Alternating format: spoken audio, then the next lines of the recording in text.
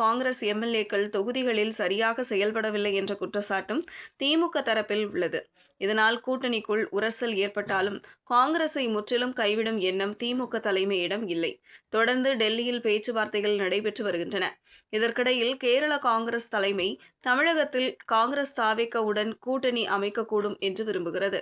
நடிகர் விஜய்க்கு கேரளத்தில் உள்ள ரசிகர் ஆதரவும் எல்லைப் பகுதியில் அது தேர்தல் பலனளிக்கும் என்ற நம்பிக்கையும் இதற்கு காரணமாக சொல்லப்படுகிறது.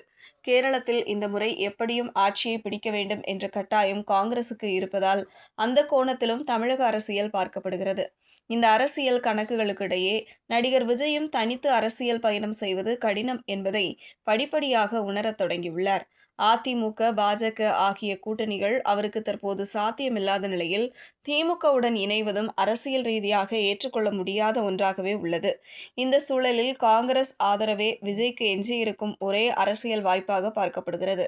ராகுல் காந்தியின் சமீபத்திய ஆதரவு காங்கிரஸ் தாவேகா உறவுக்கு ஒரு தொடக்கமாக அமையுமா, அல்லது விஜய் தனித்து போட்டியிட்டு 2026 சட்டப்பேரவைத் தேர்தலை எதிர்கொள்வாரா என்பதே இப்போது தமிழக அரசியல் களத்தில் நிலவும் மிகப்பெரிய கேள்வியாக உள்ளது.